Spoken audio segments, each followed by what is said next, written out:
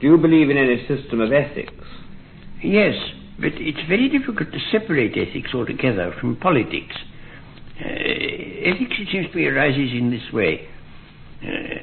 A man is inclined to do something which benefits him and harms his neighbour. Well, if it harms a good many of his neighbours, they will combine together and say, look, we don't like this sort of thing. We will see to it that it doesn't benefit the man. And that leads to the criminal law, which is perfectly rational. It's a method of harmonizing the general and private interest. But now, isn't it, though, rather inconvenient if everybody goes about with his own kind of private system of ethics instead of accepting a general one? It would be if that were so, but in fact they're not so private as all that, because, as I was saying a moment ago, they get embodied in the criminal law, and apart from the criminal law, in public approval and disapproval. People don't like to incur public disapproval, and in that way the accepted code of morality becomes a very potent thing. But is there such a thing as sin? No, I think sin, it's difficult to define. If you mean merely undesirable actions, of course there are undesirable actions. And when I say undesirable, I mean that they're actions which, on the balance, do more harm than good. And of course there are. But I don't think sin is a useful conception. I think sin, the essence of what people mean when they talk of sin, is that it is a positive good to punish the man who does this sort of thing. That you should punish murderers not only because you want to prevent murder, but because the murderer deserves to suffer. But are you saying that sin is really an excuse for cruelty in many cases? I think very largely. I mean, I think only cruel people could have invented hell. People with humane feelings would not have liked the thought that those who do on earth things which are condemned by the morality of their tribe will suffer eternally without any chance of amendment. I don't think decent people would have ever adopted that view. But you mean the concept of sin is really a chance to get one's aggressive feelings out? Yes, I think so. It's the essence of what you might call a stern morality is to enable you to inflict suffering without a bad conscience. And therefore I think it's a bad thing. But then how are we to disapprove of things if we don't accept the proposition that there is such a thing as a sin? Well, the disapproval in itself, combined with the criminal law, does, I think, all that you can do. You have to have a certain kind of public opinion. Now, you will see how important that is if you read the histories of the Italian Renaissance, the sort of histories that produced Machiavelli's theories, where public opinion tolerated things which in most times public opinion would not tolerate. Would you agree there that some things are wicked? I shouldn't like to use that word. I should say some things do more harm than good. And if you know that they're going to do more harm than good, well, you better not do them. And if you like to use the word wicked, you can, but I don't think it's a useful word. A large part of taboo morality affects sexual relations, and a good deal of your writings has been devoted to this particular problem. How would you say that people who want to live sensibly so far as sex is concerned, how should they conduct themselves? Well, I should like first to say by way of preface that only about 1% of my writings is concerned with sex. But the conventional public is so obsessed with sex that it hasn't noticed the other 99% of my writings. I should like to say that to begin with. And I think 1% is a reasonable proportion of human interest to assign to that subject.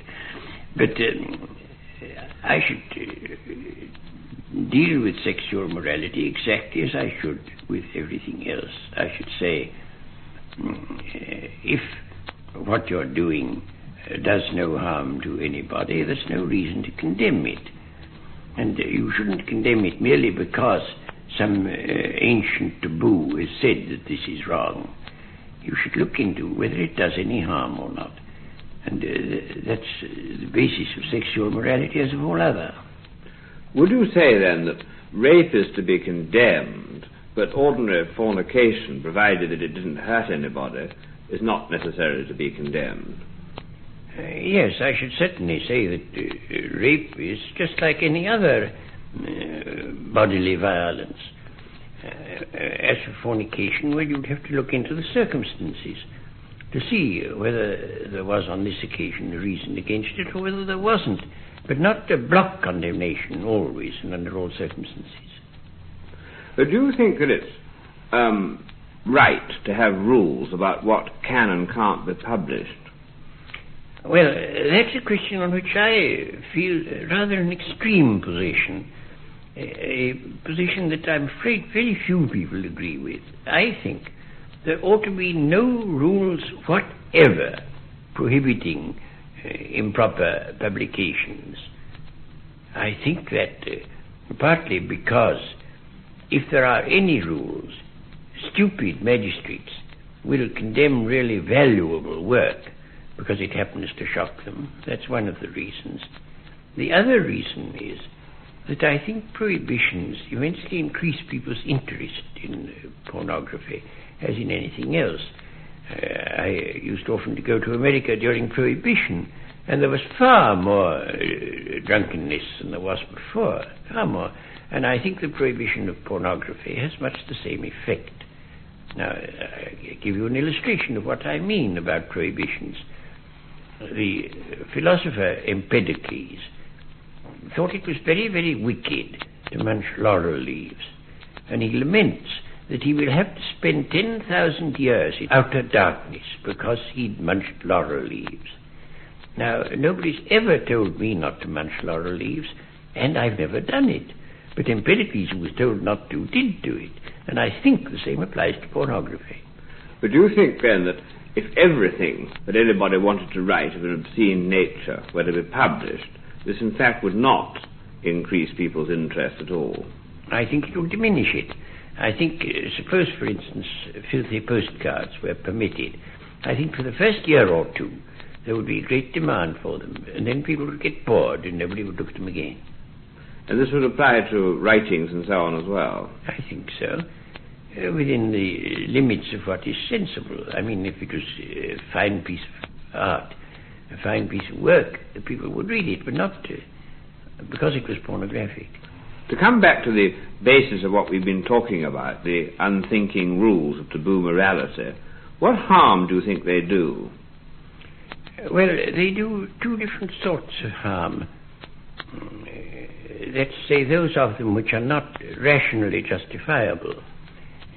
One sort of harm is that they are usually ancient and come down from a different sort of society from that in which we live, where really a different ethic was appropriate, and very often they're not at all appropriate to modern times. I think that applies in particular to artificial insemination, which is a thing that the moralists of the past hadn't thought of, and there was no provision for it in their morality. That's one sort of thing. Another is that they tend to perpetuate ancient cruelties. Now, I could give several examples of that.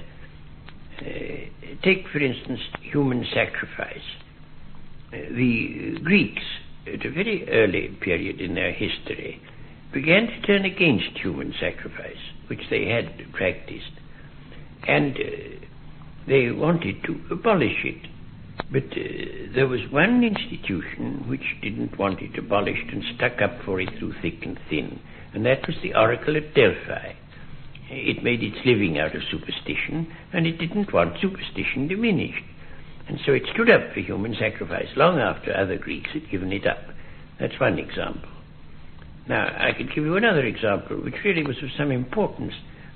It had always been held that to cut up a corpse was extraordinarily wicked.